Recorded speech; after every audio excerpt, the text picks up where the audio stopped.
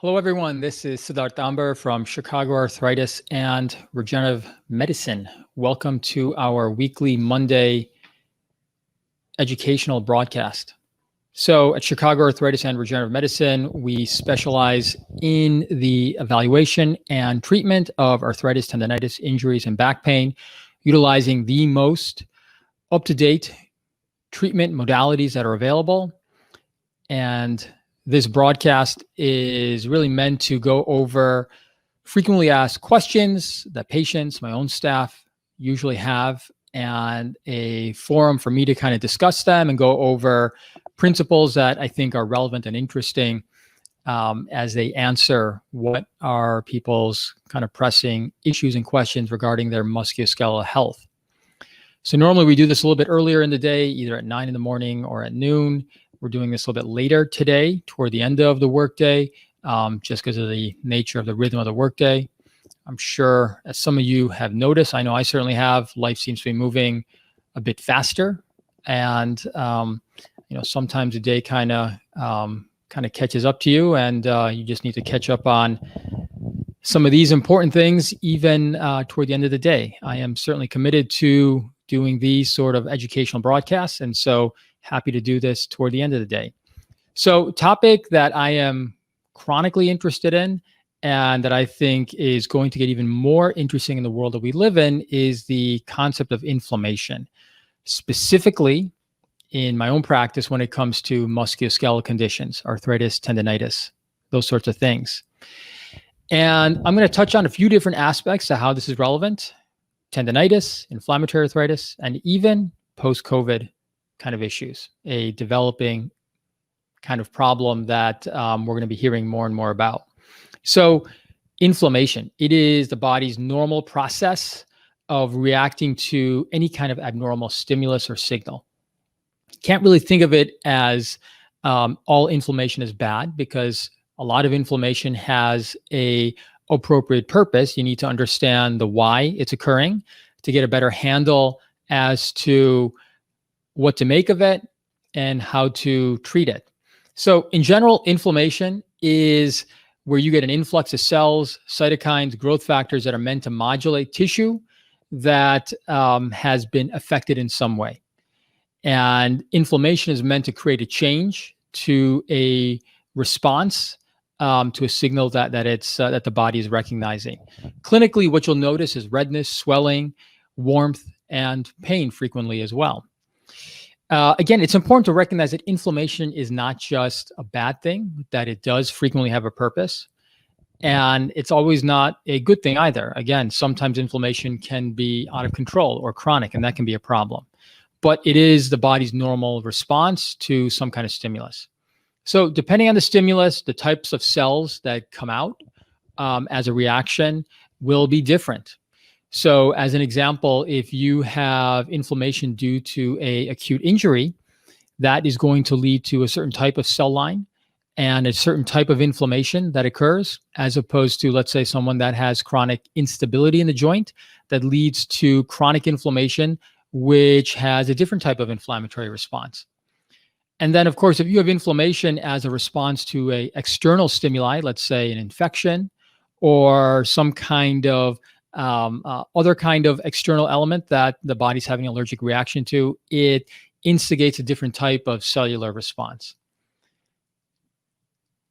And of course, then there's also chronic inflammation that occurs if you have, let's say, a systemic autoimmune condition where your body is miscommunicating, the immune system is miscommunicating, recognizing your own body is foreign, and then creating an inflammatory response.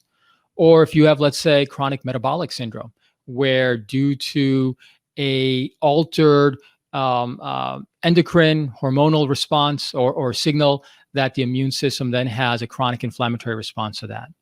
So important to recognize that inflammation at an acute level can have some benefit. Let's say after an acute injury, that sort of inflammation is good, or an acute response to some kind of external stimuli, let's say an infection, can be a good thing. But if it's overly aggressive, that can be a problem. In general, an acute inflammatory response, you want to let that play out unless it's too severe. And so certain options that are traditionally used, things like ice, anti-inflammatory meds, steroids, in an acute inflammation response can be problematic because you're really short-circuiting the body's normal way of trying to recover. Chronic inflammation, on the other hand, is a problem. If you have chronic inflammation due to, let's say, instability, that is the body's inappropriate or incorrect way of reacting to something. Or chronic inflammation because of a miscommunication in the immune system causing that kind of inflammation, that's a problem. And these are problematic types of inflammation, and they should be appropriately addressed and treated at the root cause. And as much as you can treat it at the root cause, you give yourself a better chance of trying to actually solve that kind of chronic inflammation. So inflammation in musculoskeletal conditions is something that I see a lot of as a clinical rheumatologist. And so obviously it's something I'm interested in. So I'm going to talk about 3 different ways where I see inflammation and how you can think about this. So tendinitis is a really great one. Tendinitis really means inflammation in a tendon, but the reality is that what we call tendinitis is not always the same thing. So one of the great aspects of musculoskeletal ultrasound is that you can look at tendons in a really detailed and nuanced way. You can find small tears that you might not find even on MRI. You can find subtle signs of instability or weakness in a tendon with dynamic scanning, where you have somebody move their body through a range of motion, and you can detect other types of injuries. It's an incredible modality. It literally gives the practitioner almost like 3-dimensional vision, right? Or X-ray vision almost. And to really look at a tendon in that way is very neat. And it's also important to understand that certain types of tendon injuries, you can differentiate between what is really severely active inflammation versus a tendon that is just chronically degenerative or worn out. So a tendon that has some chronic changes that indicates chronic stress on the tendon, that would be called tendinopathy. That really just means that there's some pathologic findings in the tendon that indicate that the tendon has been chronically worn. That can then progress into more and severe degrees of tendon tears. That's different than, let's say, tendon inflammation or tenosynovitis. Tenosynovitis is a finding on imaging, let's say ultrasound or MRI, that shows more definitive inflammation, where you see neovascularity or blood vessel formation within a tendon when it wouldn't normally be there. It's a sign that the body is bringing in more cells and more inflammatory cells and findings. That's a very different thing than, let's say, tendinitis or tendinopathy rather. Tendinopathy would tell you that there's been some chronic strain on this tendon, and the way that you address that is with biomechanical changes, and whether that's physical therapy, posture, work-related things, or if that tendinopathy is significantly impairing enough, then you can even inject things like your own platelets, bone marrow-derived stem cells to actually treat that chronic tendon injury. Tenosynovitis, on the other hand, should make you think of a couple different things. Number one, if I see inflammation in the tendon, one thing I want to know is there inflammation anywhere else? Is this someone who's prone to inflammation elsewhere, whether they have chronic diabetes or metabolic syndrome that makes them more prone to inflammation, or they have, let's say, a early or chronic rheumatoid arthritis or psoriatic arthritis picture that's causing inflammation in the tendon. Inflammation in the tendon, you should always have that sense that, is there something else systemic or bigger going on? If you've ruled that out and you don't see anything else that indicates that, then you need to start thinking, is there that much stress on this tendon that it needs to be treated a bit differently? So that difference in treatment is as such. If I see an inflamed tendon, I think a better treatment as a first-line treatment would be to utilize if an injectable treatment would be to utilize an anti-inflammatory injection, such as alpha-2 macroglobulin, rather than a steroid, which is unhealthy for the tendon. But use that rather than just straight platelet-rich plasma, because platelets are more inflammatory.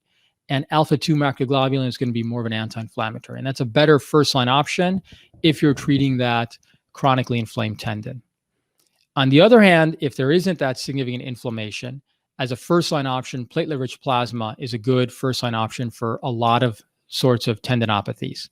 And if that tendinopathy is more significant, or it's a more significant tear, then utilizing your own bone marrow-derived stem cells makes sense as well. So that's a case where inflammation makes a difference in terms of what's the pathology, what else you should be thinking about, as well as what sort of treatments you would utilize. The next one is inflammatory arthritis. So this is where someone actually has significant inflammation in the joints. So a lot of times when people have pain, regardless of the cause, whether it's wear and tear arthritis, degenerative arthritis, or it's inflammatory arthritis like rheumatoid arthritis, they'll describe their symptoms as feeling really inflamed and sometimes swollen, but definitely inflamed. That's generally how arthritis is described.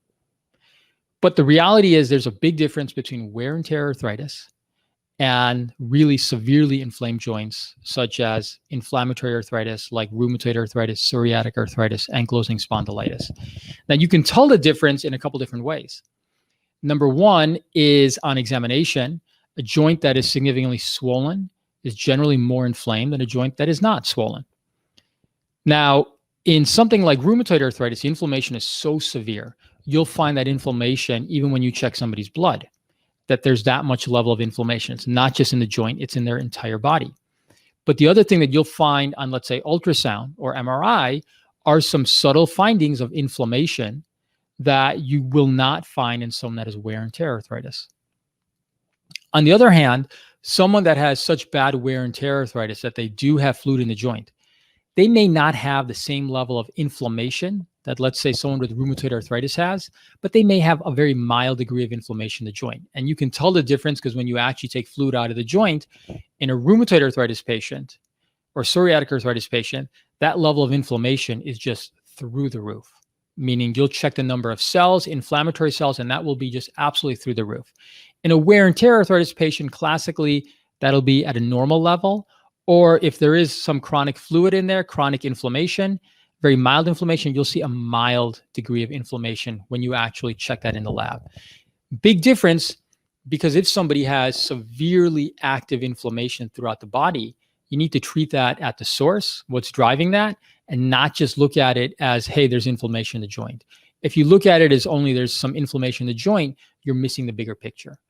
And you need to treat that bigger picture in order to actually treat what's driving the inflammation in the joint.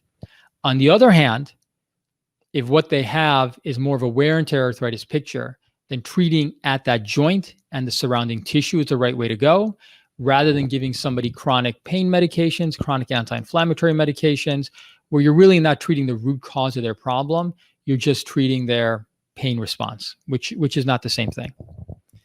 The last one that I want to discuss is post-COVID symptoms.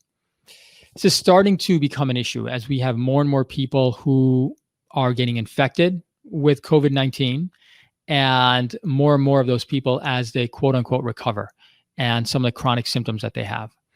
So, we know that if you've had a infection, let's say a viral infection, whatever type of viral infection, that having some chronic discomfort, aches and pains, a little bit of fatigue for a few weeks, few months, that can happen. That's actually a relatively normal response after an infectious response.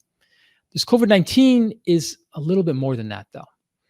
And a study came out recently, I think a couple of weeks ago, from Germany, and they looked at 100 people that had COVID-19, and they checked in with them basically 2.5 to 3 months later to see what was going on from their symptoms and what was going on from a cardiac standpoint.